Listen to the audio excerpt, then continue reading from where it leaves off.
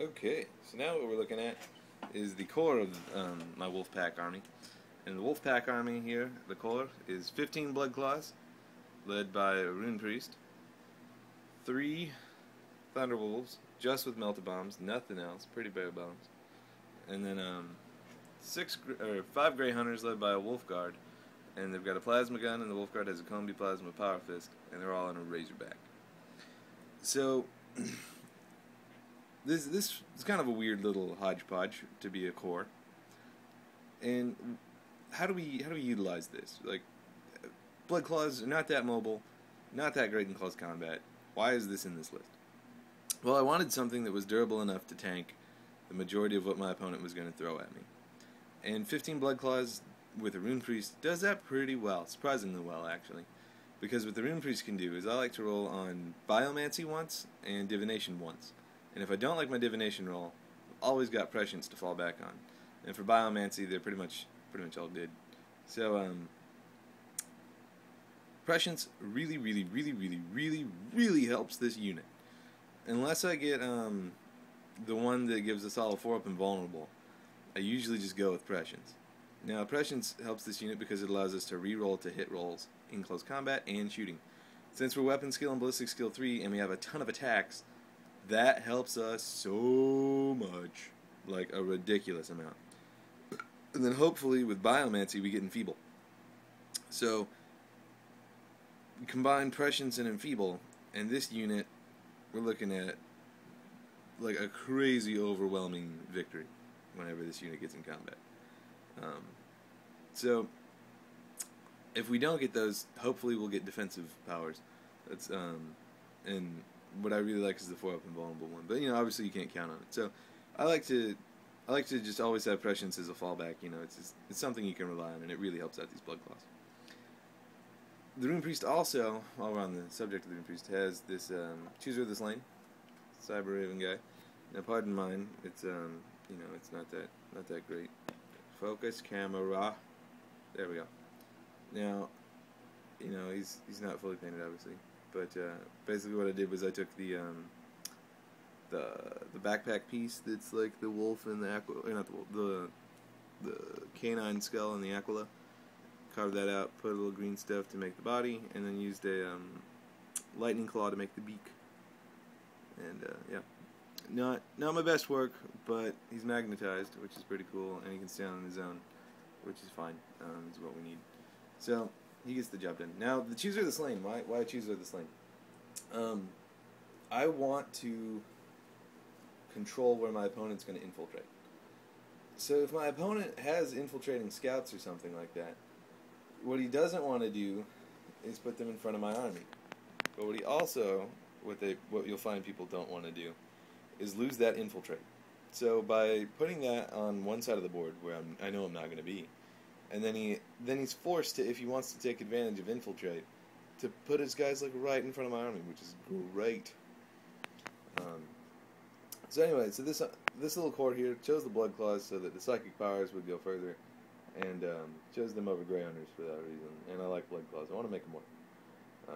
So what else we got? Then we've got the Thunderwolves. So Thunderwolf Cavalry just melt bombs. That's it. I like it. Takes advantage of their ability to rend, because if you give them, power weapons and stuff like that, they don't really need it. They can rend already, and they have a ton of attacks. And, I had a lot of fun making these guys. I was dynamically posing them and whatnot, cutting them up and putting, I wanted a cavalry look on them, not to get into modeling too much, but, so I added these saddlebags in the back and stuff like that. Just made them look a little bit more cavalry-esque and a little less like just dudes riding giant wolves. So these guys, go back to these guys. These guys are here to prey on the weak. So whenever my opponent has, like a little unit on this side that's exposed, maybe just out there holding an objective, I don't hesitate to break these guys off from the main pack and to kill them, because when we're advancing up the table with this, these guys are always together. These guys are almost always within 12 inches of one another. And these guys are so fast, they can break off from the pack, and they can go and they can kill what I need them to kill, and then come back, and then they can help us out again. Also, if they're in range of the psychic powers, a lot of these psychic powers go really, really far on these guys because they already have the boosted stats. So if I give Enfeeble to an enemy unit, suddenly that's if it's an equivalent or a Space Marine equivalent, suddenly they're wounding on 6s and we're wounding on 2-ups. So yeah, it's pretty amazing. Also, if I can get the 4-up invulnerable one, I will give it to these guys all day, every day, because it's 4-up invulnerable on these guys, and suddenly they're tanking all sorts of shots. So then, lastly, in this mix-up, we've got the Grey Hunters. So the Grey Hunters, they have Plasma Gun, Combi Plasma Power Fist, all wrapped up in a Razorback. Oh, and they have a Wolf Standard. Where you at, Wolf Standard? Wolf Standard. That's the Dwarven standard kit thing. Anyway, so these guys are pretty cool. They're here to really help me deal with the 2-up armor. A lot of attacks from the Blood Claws usually are enough to do the job, but this just gives us some potency in shooting. This just gives us some option there. And these guys are also really great at the end of the game to just go around and score on objectives. What I like to do is keep them in the Razorback the majority of the time, and then put the Blood Claws, like have a couple Blood Claws in front. Most of the Blood Claws will be over here. Let me just move them.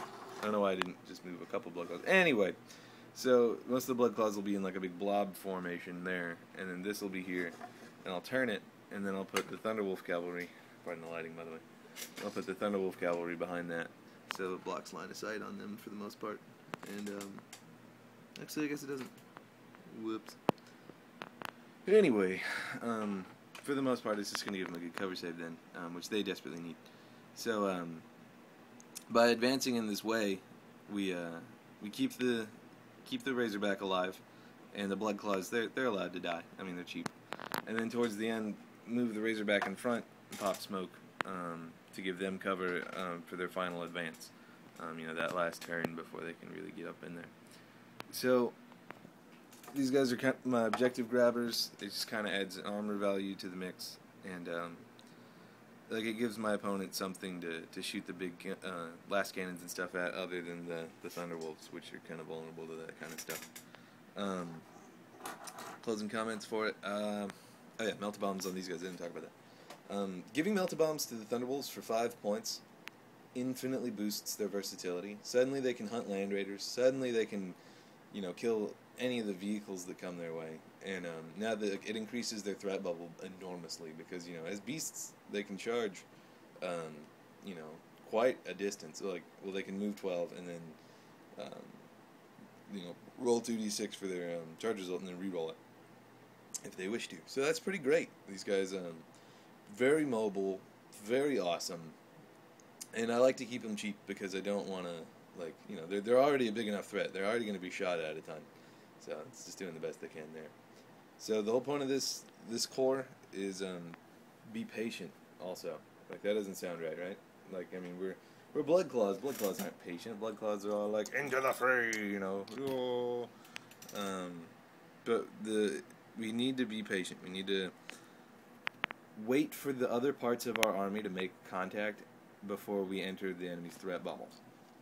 But we'll get into that when we start talking about how the army functions as a whole. I'm going to do a video where we've got a little example going on. Anyway, thanks for watching. This is the core of my Wolfpack theme. Next up, we're going to talk about my Deep Strikers and Outflankers.